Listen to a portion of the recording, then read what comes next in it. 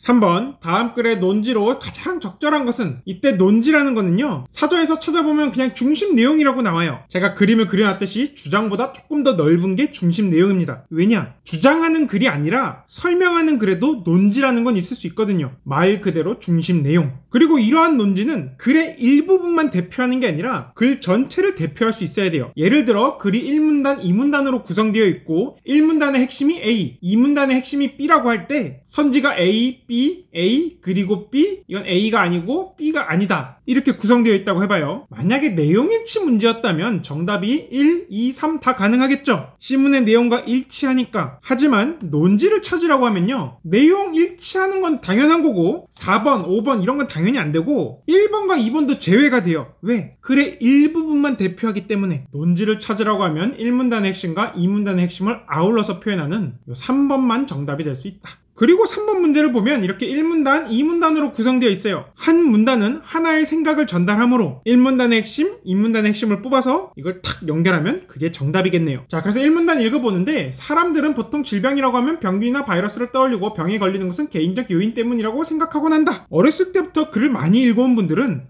지금 뭔가 거리두기가 있구나 하는 걸 느낄 거예요. 우리가 사람과 사람끼리 물리적으로만 거리를 둘 수 있는 게 아니라요, 생각도 거리를 둘 수 있어요. 여기서처럼 사람들은 이렇게 생각해, 대부분의 사람들은 이렇게 믿어, 어떤 사람들은 이렇게 주장해, 이런 식으로 글의 도입부가 나오면 다 거리두기라고 보면 됩니다. 쟤네들은 그렇게 생각하는데 난 달라, 내 생각은 이래, 이런 식으로 글이 전개될 거라는 거죠. 자, 어떤 사람이 바이러스에 노출되었다면 그 사람이 평소에 위생관리를 철저히 하지 않았기 때문이라고 여기는 것이다. 내가 그렇게 생각하는 게 아니라 다른 사람들이 그렇게 여긴다. 이는 발병 책임을 전적으로 질병에 걸린 사람에게 묻는 생각이다. 꾸준히 건강을 관리하지 않은 사람이나 비만, 허약 체질인 사람이 더 쉽게 병균에 노출된다고 생각하는 경향도 강하다. 나 말고 다른 사람들이 이렇게 한다고 계속 소개하면서 거리를 두고 있습니다. 그럼 내 생각은 언제 나오냐? 그러나 하지만 이 뒤에 나오는 거예요. 앞에서는 계속 이 개인적 요인에 대해서 이야기했으니까 내 생각은 뭐겠어요? 개인적 요인과 대립하는 사회적 요인이 나오겠죠?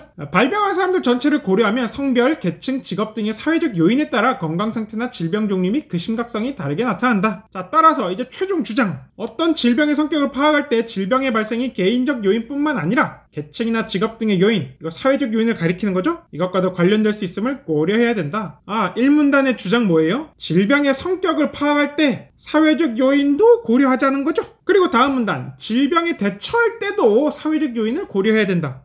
각 문단의 중심 생각 벌써 다 나왔어요. 1문단, 질병의 성격 파악할 때 사회적 요인 고려하자. 2문단, 질병에 대처할 때도 사회적 요인을 고려하자. 우리는 지금 논지 찾는 문제를 푸는 거니까 이 뒷부분이 이제 빠르게 읽어 나갈 수가 있어요. 왜? 중심 생각을 찾은 것 같으니까. 빠르게 읽다가 이제 뒤에서 요컨대 하고 요약을 해주는데, 여기서 G는 generally speaking, 일반적으로 말해서, 종합적으로 말해서 라는 걸 뜻합니다. 질병의 치료가 개인적 영역을 넘어서서 사회적 영역과 관련될 수밖에 없다는 것은 질병의 대처 과정에서 사회적 요인을 반드시 고려해야 한다는 점을 잘 보여준다. 지금 주장 2가 반복되고 있죠? 대처할 때 사회적 요인을 고려하자. 여기까지 읽으면 지금 정답에 대한 이미지가 생길 거예요. 그리고 이를 3지에서 빠르게 찾아보면 됩니다. 그럼 정답이 4번인데, 질병의 성격을 파악할 때 사회적 요인을 고려하자. 1문단의 핵심, 질병에 대처하기 위해서 사회적 요인을 고려하자. 2문단의 핵심, 이 두 개가 짬뽕돼서 잘 들어가 있죠? 따라서 4번이 정답. 자, 나머지 선지도 살펴보면 1번, 병균이나 바이러스로 인한 신체적 이상 증상은 가정이나 지역사회의 위기를 야기할 수 있게 중요한 사회적 문제이다. 이건 그냥 내용상 적절하지 않아요. 나의 질병은 내 삶의 위기이긴 하지만 가족과 회사와 지역사회에는 위기가 아니에요. 그냥 근심거리고 긴장을 조성하는 것뿐이죠. 2번, 한 사람의 몸은 개인적인 영역인 동시에 사회적 영역이기에 발병의 책임을 질병에 걸린 사람들에게만 묻는 것은 옳지 않다. 발병의 책임을 전적으로 그 개인에게만 묻는 것은 옳지 않다. 이게 필자의 생각으로 볼 수 있긴 하지만 1문단에 국한되므로 글 전체의 논지라고 볼 수는 없죠. 논지는 뭐다? 사회적 요인을 고려하자. 언제? 질병의 성격을 파악할 때, 질병에 대처할 때. 3번, 질병으로 인한 신체적 고통보다 질병에 대한 사회적 편견으로 인한 고통이 더 크므로. 이 문단을 보면 어떤 사람에게는 사회적 편견이 더 심각한 문제일 수 있대요. 그런데 또 어떤 사람은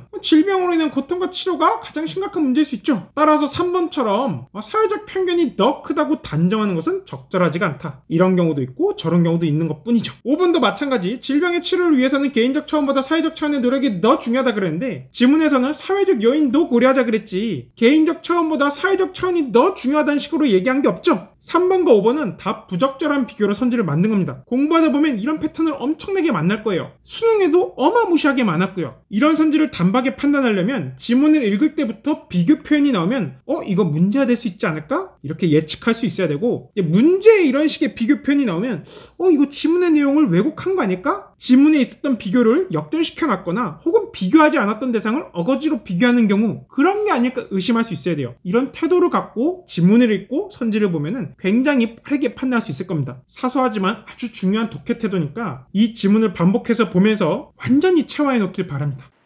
다음 문제.